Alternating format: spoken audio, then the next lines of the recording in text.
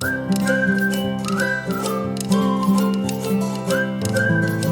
Everybody, welcome back to my channel. तो आज हम देखेंगे एक और बहुत ही यूज़फुल फंक्शन एक्सेल में, और शायद ये फंक्शन बहुत लोगों को पता नहीं है, जिसकी वजह से उनका बहुत सारा काम वो मैन्युअली कर रहे हैं।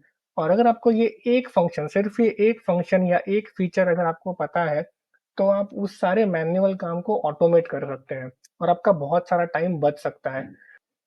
और इस फीचर के बहुत सारे यूज़ केसेस भी हैं। तो आज मैं सिर्फ़ एक बेसिक यूज़ केस कवर करने वाला हूँ, बट मैं आगे और भी वीडियोज़ बनाऊँगा, जिस पे बाकी सारे यूज़ केसेस भी कवर होंगे। तो शुरुआत करते हैं आज के वीडियो की, देखते हैं कि आज का यूज़ केस क्या है। तो अगर आप मान लो एक सेल्स एंड मार्केटिंग या ऐसे कोई बिज़नेस में हो, जहाँ पे आपको मंथली सेल्स डेटा आ रहा है, जैसे यहाँ पे मेरे पास जनवरी का सेल्स का डेटा है, सिमिलरली फ़रवरी, मार्च सेल्स का डेटा है, और ये हर महीने सेल्स का डेटा आता रहता है, और मुझे ये सारा डेटा कंपाइल करना है और उसको फिर एनालाइज़ करना है। तो टिपिकली हम क्या करते हैं, हम एक एक्सेल फ़ाइल क्रिएट करते हैं, अ, ऐसे, उसको आप कुछ भी नाम दे सकते हैं, बट ऐसा एक हम लोग सेल्स डेटा नाम का फ़ाइल मैंने क्रिएट किया। और फिर मैं क्या करूँगा, मैं यहाँ पे जाऊँगा जनवरी के फाइल पे, यहाँ पे कंट्रोल सी, सेल्स डेटा पे आके इसको कंट्रोल वी, तो मेरा जनवरी का डेटा आ गया। फिर सिमिलरली मैं जाऊँगा फ़रवरी की फ़ाइल पे, फ़रवरी की फ़ाइल हम खोलेंगे, यहाँ पे हम सारा डेटा इस तरह से कॉपी करेंगे फिर से। और ये देखिए, ये सब कॉपी पेस्ट करने में ऐसा सब बहुत सारे गलतियाँ हो सकती है, बहुत सारा आपका टाइम वेस्ट हो सकता है, क्योंकि ये मैंने कंट्रोल सी किया, फिर से यहाँ पे सेल्स डेटा में आया और फिर से यहाँ पे कंट्रोल वी किया। अभी देखिए, ये बाय मिस्टेक और मेरा जो हेडर्स है वो फिर से कॉपी हो के, ज़रूरत नहीं है। तो ये सब मैनुअल चीज़ें करने में ऐसी सब गलतियाँ हो सकती हैं, और अननेसेसरी आपका टाइम वेस्ट ऐसे भी हो ही रहा है, क्योंकि आप हर बार कंट्रोल सी कंट्रोल वी कर रहे हो। और इम्पोर्टेंट चीज़ ये है कि आपको ये सब करने की ज़रूरत ही नहीं है। ये सब आपका काम ऑटोमेट हो सकता है, तो वो कैसे होगा, वो हम आज देखेंगे। तो मैं ये दोनों फाइल को यहाँ पे क्लोज करता हूँ, और यहाँ मैंने एक नया फाइल खोला है, उसको मैंने नाम दिया है पावर क्वेरी। तो हम जिस फीचर की बात कर रहे हैं, उस फीचर का नाम है पावर क्वेरी। अभी ये पावर क्वेरी में आप एक क्वेरी लिखेंगे, और वो क्वेरी से क्या होगा कि आपकी जो भी फाइल्स हैं जो हर मंथ आ रही हैं, उसका डेटा ऑटोमेटिक इस फाइल में आ जाएगा। देखते हैं उसको कैसे यूज़ करना है, कैसे हम ये सारे फाइल्स को कंबाइन कर सकते हैं। तो आपने ये फाइल खोल दिया, एक ब्लैंक एक्सेल फाइल है अभी यहाँ पे। हम जाएंगे डेटा में, उसके बाद गेट डेटा फ्रॉम फाइल, और फिर ये जो ऑप्शन है फ्रॉम फोल्डर, उसको हमको सिलेक्ट करना है,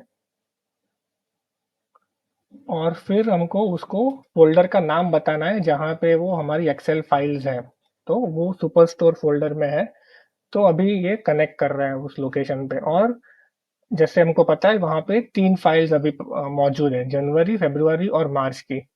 तो पहले हम क्या करेंगे, पहले हम जाएँगे ट्रांसफ़ॉर्म डेटा में।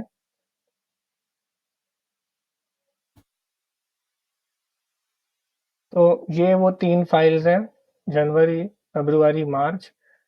हम क्लिक करेंगे इस कंटेंट में, जो ये आइकन है उस पे क्लिक करेंगे,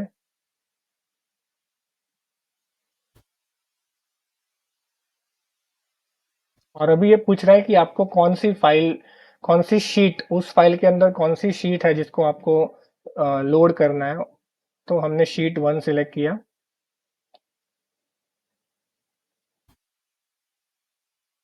और ये देखिए, ये सारे जो भी चीज़ें बैकएंड में होनी है, वो फाइल्स को कंबाइन करने के लिए, वो ऑटोमेटिक यहाँ पे हो गई है।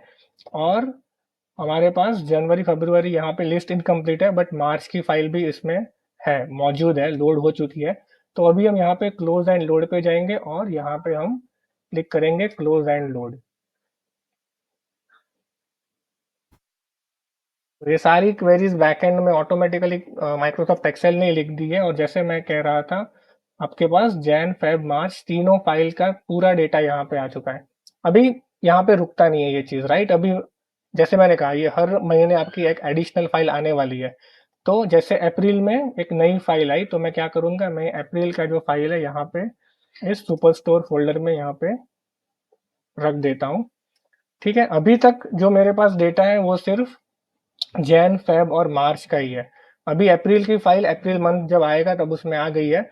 अभी मुझे फिर से कॉपी पेस्ट करने की कोई ज़रूरत नहीं है। मैं यहाँ पे रिफ्रेश में जाके सिर्फ अगर रिफ्रेश ऑल क्लिक करूँगा